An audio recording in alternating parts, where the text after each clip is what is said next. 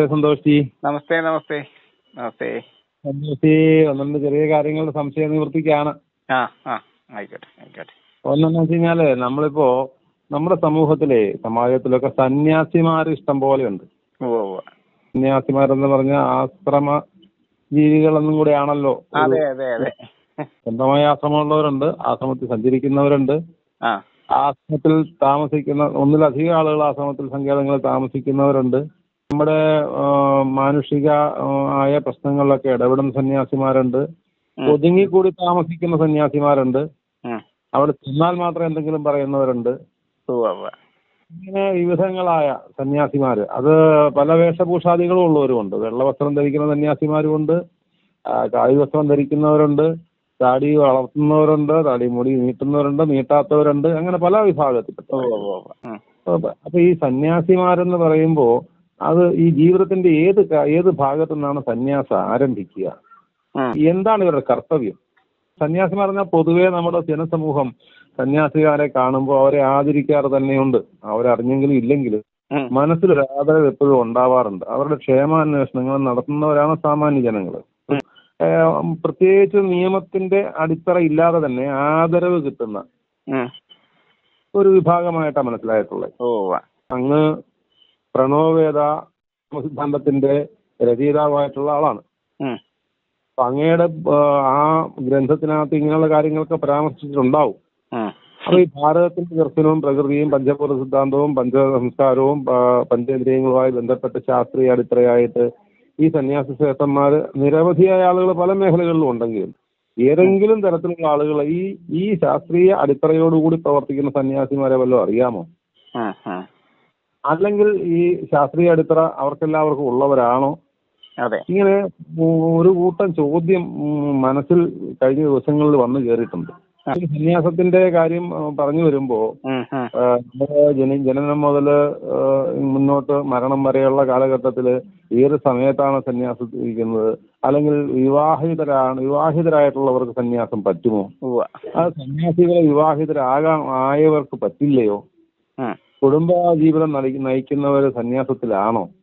അതോ ഇതെല്ലാം കഴിഞ്ഞിട്ട് അവരുടെ കുടുംബ ജീവിതമോ അവരുടെ മക്കളെ എല്ലാ കാര്യങ്ങളും കഴിഞ്ഞിട്ട് മാത്രമാണ് സന്യാസത്തിന് സാധ്യത? ഈ വർത്തമാന കാലഘട്ടത്തില് സന്യാസത്തിന്റെ പ്രസക്തി എന്താണ്? എന്താണ് അവരുടെ കർത്തവ്യം? എന്താണ് അവർ കൂട്ടി?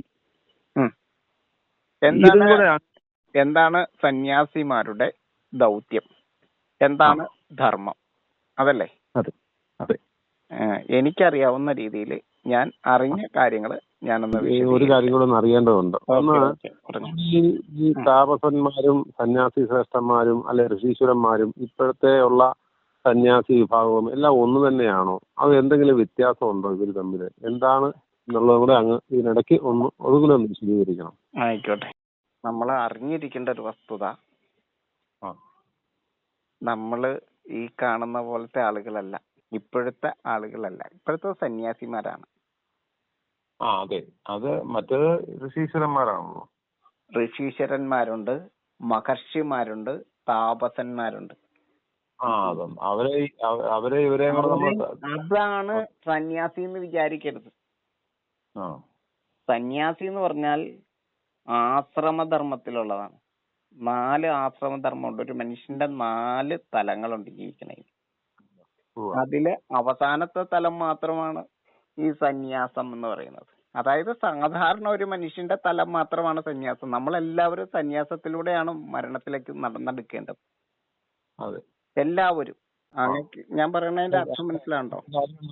എനിക്ക് മനസ്സിലായി. ആശ്രമധർമ്മം 4 ആ ധർമ്മത്തിലെ അവസാനത്തെ ധർമ്മമാണ് സന്യാസം. അതേസമയം നമ്മള് ഈ സന്യാസിയാണ് നമ്മളുടെ വേദങ്ങളും മറ്റുള്ളവരും രചിച്ച് എന്നുള്ള രീതിയിൽ ധരിക്കരുത്. അവിടെ ഋഷീശ്വരന്മാരുണ്ട്, മഹർഷിമാരുണ്ട്, താപസന്മാരുണ്ട്. സന്യാസ പരമ്പര എന്ന് പറഞ്ഞാല് പരമ്പരകൾ ഇവിടെയുണ്ട്. പക്ഷെ ഇതിനകത്ത് മനസ്സിലാക്കേണ്ട ഒരു കാര്യം, നമ്മള് ഈ ആശ്രമധർമ്മം 4 ബ്രഹ്മചാരിയായിട്ടാണ് നമ്മൾ വളരുന്നത്.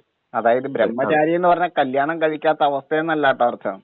അറിവിന് വേണ്ടി ചരിക്കുക എന്നാണ് അർത്ഥം. അറിവിനെ ആർജിച്ച് കഴിയുമ്പോൾ നമ്മുടെ കുട്ടികളെല്ലാം ബ്രഹ്മചാരികളാണ്. അറിവിന് വേണ്ടി, ബ്രഹ്മത്തിന് വേണ്ടി. ബ്രഹ്മശക്തി എന്ന് പറഞ്ഞ അറിവാണ്, ജ്ഞാനശക്തിക്ക് വേണ്ടി ചരിക്കുന്നവരാണ്. അങ്ങനെ നമ്മൾ എപ്പോഴും ബ്രഹ്മചാരി ആയിരിക്കണം മനുഷ്യൻ. എവിടെ വെച്ച് പഠിത്തം നിർത്തുന്നോ അവിടെ വെച്ച് പിന്നെ നമ്മൾ ബ്രഹ്മചാരി അല്ലാതെയല്ല ജീവിക്കേണ്ടത്, എപ്പോഴും പഠിച്ചുകൊണ്ടിരിക്കണം. മനുഷ്യൻ സഞ്ചരിക്കുന്നത് മറ്റുള്ള മൃഗങ്ങളെ പോലെയല്ല. മനുഷ്യൻ സഞ്ചരിക്കേണ്ടത് അറിവിന് വേണ്ടിയിട്ടാവണം. മറ്റുള്ള ജീവജാലങ്ങളെല്ലാം ഭക്ഷണത്തിന് വേണ്ടിയിട്ടാണ് സഞ്ചരിക്കുന്നത്. അപ്പൊ ഈ സന്യാസി മഠങ്ങളിൽ ഇപ്പം സന്യാസി ആകുന്നതിന് മുമ്പ് ബ്രഹ്മചാരികളുണ്ട് എല്ലാ സ്ഥലങ്ങളിലും. ഇത് എന്നാന്നറിയോ, ഇത് ആശ്രമധർമ്മമാണ്. അതായത് ബ്രഹ്മചാരി കഴിഞ്ഞാൽ, അത് ബ്രഹ്മചാരി എന്ന് പറഞ്ഞാൽ ഇപ്പൊ നമ്മള് കുട്ടികളെല്ലാം ബ്രഹ്മചാരിയാണ്, അവര് പഠിച്ചുകൊണ്ടേയിരിക്കും. ബ്രഹ്മചാരി എന്ന് പറഞ്ഞപ്പോ തെറ്റായിട്ടുള്ള ഒരു ധാരണയുണ്ട്, കല്യാണം കഴിക്കാൻ പാടില്ലാത്തവർ അല്ലെങ്കിൽ ലൗകിക ജീവിതങ്ങൾ ഉപേക്ഷിച്ചവർ. അങ്ങനെയല്ല, അറിവിന് വേണ്ടി ചരിക്കുക എന്നാണ് അർത്ഥം. അത് കഴിഞ്ഞാലോ ഗൃഹസ്ഥനാണ്. ഗൃഹസ്ഥന്റെ ധർമ്മം കഴിഞ്ഞാൽ വനത്തെ പ്രസ്ഥമായിട്ട് സ്വീകരിച്ച്, അതായത് വനപരിപാലനത്തിലൂടെ പിന്നീട് ഭാര്യയും ഭർത്താവും അതിനു വേണ്ടിയിട്ട് ശ്രമിച്ച് അവിടെ നിന്നിട്ടും ആ വനപരിപാലനം നടത്തി വൈഷ്ണവ ആരാധനയിലൂടെ വീണ്ടും എന്ത് ചെയ്യും, തെക്കേറ്റത്തുനിന്ന് വൈഷ്ണവാരാധനയുടെ വൈഷ്ണവ വർണ്ണനകളുമായിട്ട് നരനും നാരായണനും എന്താണെന്ന് ജനങ്ങളെ പറഞ്ഞ് മനസ്സിലാക്കിയിട്ട് ലാസ്റ്റ് സന്യാസം സ്വീകരിച്ച് എല്ലാം ത്യജിച്ച് ഉപേക്ഷിച്ച്, അതായത് നമ്മൾക്കുള്ള അറിവിനെ മുഴുവൻ മറ്റുള്ളവർക്ക് പകർന്നു കൊടുത്തുകൊണ്ട് നമ്മൾ പണ്ട് പോലെ കുശനാളെ പോലെ കാശിക്ക് പോകുന്നവരാരും തിരിച്ചു വരാറില്ല. അല്ല, ഹിമാലയത്തിലേക്ക് പോകുന്നവരാരും തിരിച്ചു വരാറില്ല. അവരെ അവസാനത്തെ ഒരു പോക്കായിട്ടാണ് കണക്കാക്കിയിരുന്നത്. തിരിച്ചു വരുന്നുണ്ടല്ലേ? അതല്ലേ ഇപ്പൊ പോകുന്നവര് തിരിച്ചു വരുന്നുണ്ട്. വ്യത്യാസം എന്നാണ്, പണ്ട് കാശിക്ക് പോകുന്ന അവസാനത്തെ പോക്കാണ്, പിന്നെ തിരിച്ചു വരില്ല. അതെ, ഇപ്പൊ തിരിച്ചു വരുന്നുണ്ട്.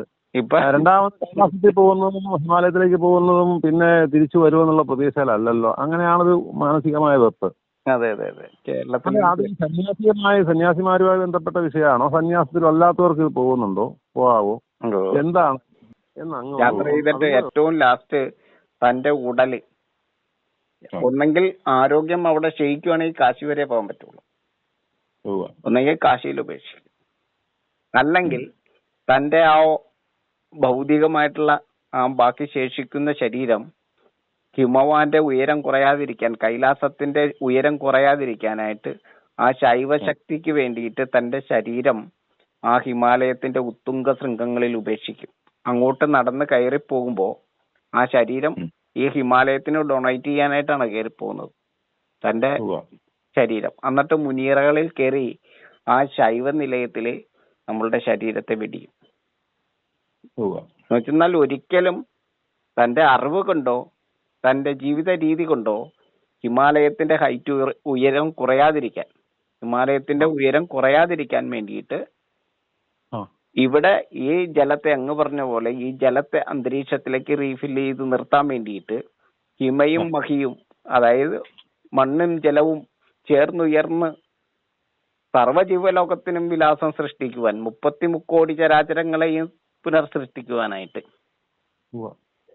ഈ കൈലാസത്തിന്റെ ഉയരം ഒരു പടി പോലും താഴാതെ ഒരാളും കീഴടക്കുവാൻ കഴിയാത്ത അത്രയും ഉയരത്തിൽ ഹിമാലയത്തെ ഉയർത്തി നിർത്തുന്നതിന് വേണ്ടിയിട്ട് തന്റെ ഭൗതിക ശരീരത്തെ ആ ഹിമാലയത്തിന്റെ ഉത്തുംഗ ശൃംഗങ്ങളിൽ മുനിയറകളിൽ ഉപേക്ഷിക്കാൻ വേണ്ടിയിട്ട് പോകുന്നതാണ് സന്യാസം. അപ്പൊ അതാണ് യഥാർത്ഥത്തിൽ സന്യാസം. ആ സന്യാസം ധരിക്കുന്ന ആളുകളില്ലേ, ആ സന്യാസത്തെ സ്വീകരിക്കുന്ന ആളുകള്, അവര് ഭാര്യയെ നഷ്ടപ്പെട്ട് കഴിയുമ്പോഴത്തേക്കും, അതായത് സതി നഷ്ടപ്പെട്ട് കഴിയുമ്പോ ശിവനുണ്ടാകുന്ന ഒരവസ്ഥയുണ്ടല്ലോ, ആ ഒരവസ്ഥ അങ്ങ് മനസ്സിൽ കാണണം. രുദ്രാക്ഷമാണ്, അതായത് രൗദ്രഭാവത്തിലുള്ള ശിവൻ എന്ന് പറഞ്ഞാൽ കാലഭൈരവനാണ്, രുദ്രനാണ്, രൗദ്രഭാവമാണ് ശിവന്. ജലമില്ലെങ്കിൽ ഭൂമി, മണ്ണ് രൗദ്രഭാവമാണ്. അപ്പോ അത് രുദ്രാക്ഷം പോലെയാണ്. നമുക്ക് അക്ഷികൾക്ക് കാണാൻ കഴിയില്ല ആ രുദ്രനെ, കാരണം നമ്മളവിടെ ഉണ്ടാവില്ല, കരിഞ്ഞു പോവും, ഭസ്മമായി പോവും സകലം. ഭൂമി ചുട്ടുപൊള്ളി പഴുത്തു കഴിഞ്ഞാൽ രുദ്രനായി കഴിഞ്ഞാൽ, രൗദ്രഭാവം പൂണ്ടാൽ ഈ ഭൂമിയിൽ അവിടെ ജീവൻ നിലനിൽക്കില്ല. പക്ഷെ നമുക്കതിനെ കാണാൻ, നമ്മളുടെ അക്ഷികൾ കൊണ്ട് കാണാൻ കഴിയില്ല. പക്ഷെ നമുക്കത് നെഞ്ചേറ്റാൻ പറ്റും. എങ്ങനെ? ഒരു രുദ്രാക്ഷത്തിലേക്ക് നോക്കിയാൽ രുദ്രാക്ഷം എങ്ങനെ ഇരിക്കുവോ അതുപോലെ തന്നെയായിരിക്കും രുദ്രൻ, ജലമില്ലെങ്കിൽ, ആ പാർവതി ഇല്ലെങ്കിൽ. ആ പാതിവഴിയായി ചേർത്ത് വെക്കുന്ന ഈ ജലമില്ലെങ്കിൽ ഈ മണ്ണ് രുദ്രാക്ഷം പോലെയാവും.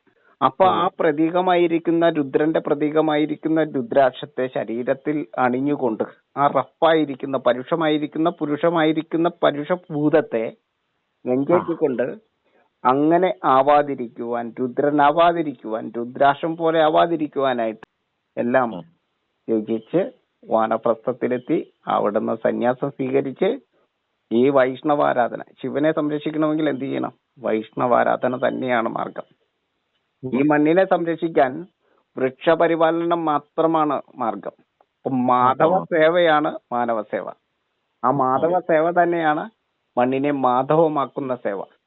അത് ജനങ്ങളെ പറഞ്ഞ് ബോധ്യപ്പെടുത്തി ഈ ശിവനും വിഷ്ണുവും എല്ലാം എന്താണെന്നും ബ്രഹ്മശക്തി എങ്ങനെയാണ് ജനിക്കുന്നതെന്നും ഈ 6 ഋതുക്കൾക്കും കാരണമായ വൈഭവം എന്താണെന്നും ജനങ്ങളെ പറഞ്ഞ് പഠിപ്പിച്ച് പുതുതലമുറകളിലേക്ക് ഈ ജ്ഞാനത്തെ പകർന്നു കൊടുത്ത് ബാക്കിയുള്ള ശരീരം അത് ഒരു ദോഷവും സംഭവിക്കാതെ കാഷായത്തിൽ പൊതിഞ്ഞ്, കാവലാണ് കാഷായം എന്ന് പറയുന്നത്. കഷായമാണ് കാഷായം, രോഗം വരാതിരിക്കാനുള്ള കഷായമാണ് കാഷായം. അത് ഇന്ന് കാണുന്ന കാവി കളറല്ല, ഗൈരം മുഖ്യ ചന്ദനപ്പുടവയാണ്. ഇത് രോഗവൈരിയാണ് ഗൈരം, രോഗനിവാരണിയാണ്. അപ്പൊ സർവ്വരാഗങ്ങളെയും മേക്കുന്ന പർവ്വതധാതുവായ ആ മണ്ണിനെ ഗൈരേയം എന്നൊക്കെയാണ് പേര്, അഗജം. അപ്പൊ അതിനെ ചെറുനാരങ്ങ നീരിൽ മുക്കി ഉണക്കി ശരീരത്തില് അണിഞ്ഞ് രുദ്രാക്ഷം ധരിച്ച് അങ്ങനെ ഈ ഹിമാലയത്തിലേക്ക് യാത്ര ചെയ്യും. വൈഷ്ണവാരാധനയിലൂടെ ശൈവനിലയത്തിൽ ലയിച്ചു ചേരും. ഇതാണ് സന്യാസം. അപ്പൊ 4 ആശ്രമം ത്തിന്റെ അവസാന പാദം മാത്രമാണ് സന്യാസം. അതാണ് ശരിക്കും സന്യാസത്തിന്റെ മാർഗം. ഇതാണ് ഇതിന്റെ രീതികള്. അതായത് താപസന്മാരുടെയും മഹർഷിമാരുടെയും ഋഷീശ്വരന്മാരുടെയും എല്ലാം അറിവുകളെ ജനങ്ങളിലേക്ക് എത്തിക്കുന്ന ഏറ്റവും പ്രധാന ധർമ്മം ചെയ്യുന്ന അപ്പോ ഒരു പ്രശ്നം, ഈ സന്യാസി എങ്ങനെയാണ് സന്യാസിയുടെ ഉത്ഭവം? അതാണ് അറിയേണ്ടത് എനിക്ക്.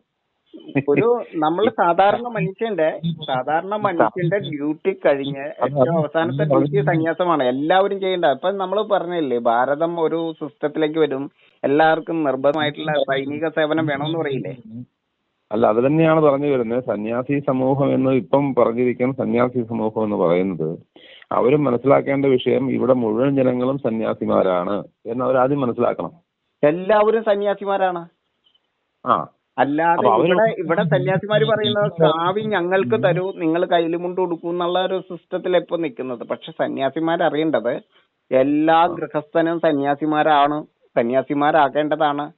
ആ സന്യാസത്തിലൂടെ ഈ ജ്ഞാനത്തെ ജനങ്ങളിലേക്ക് പകർത്തിക്കൊടുത്ത് നമ്മുടെ ഋഷീശ്വരന്മാരുടെയും മഹർഷിമാരുടെയും ശാസ്ത്രജ്ഞന്മാരുടെയും സർവജ്ഞാനികളുടെയും അറിവുകളെ പുതുതലമുറയ്ക്ക് പകർത്തിക്കൊടുക്കുന്ന, മാതൃക കാണിക്കുന്ന, മാതൃകയാക്കുന്ന, മാതൃലോകത്തെ സംരക്ഷിക്കുന്ന, മൃത്യുവിനെ അതിജീവിക്കുവാനുള്ള മന്ത്രത്തെ ഓതിക്കൊടുക്കുന്ന ജ്ഞാനികളായിട്ടുള്ള താപസികളാണ് എല്ലാ മനുഷ്യരും.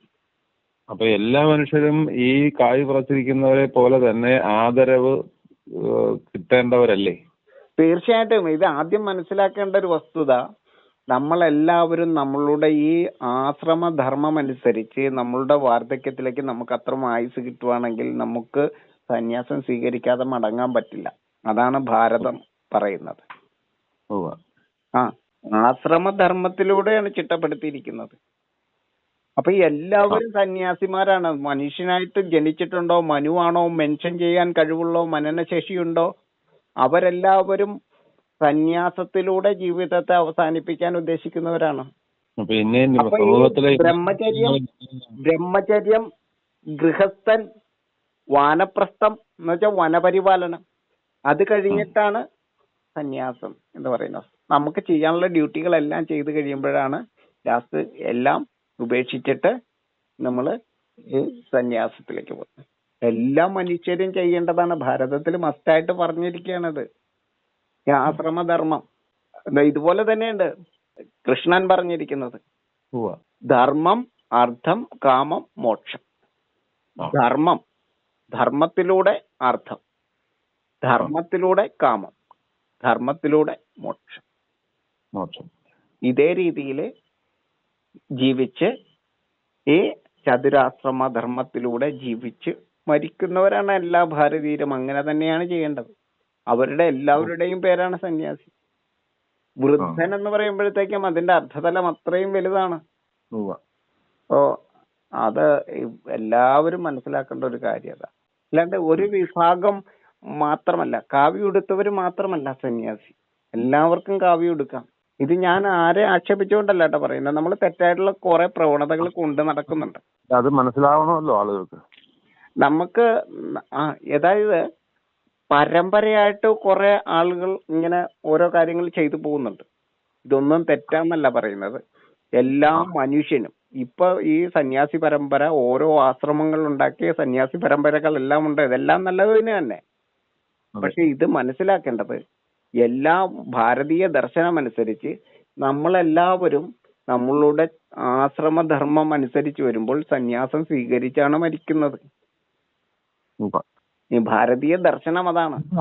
ഇപ്പോ കാവി ഉടുത്തില്ലെങ്കിൽ പോലും ആ അവസ്ഥ കഴിഞ്ഞാണ് മരിക്കുന്നത്. അല്ല, അങ്ങനെയാണ് മരിക്കേണ്ടിയിരിക്കേണ്ടത്. മരിക്കേണ്ടത് അങ്ങനെയാണ്. അതാണ് നമ്മൾ മനസ്സിലാക്കേണ്ടത്. നമ്മളുടെ ധർമ്മത്തെ നമ്മൾ പൂർണ്ണമായിട്ടും ചെയ്ത് നമ്മൾ വിദ്യയെ ആർജിച്ച് ഗൃഹസ്ഥനായി അവസാനം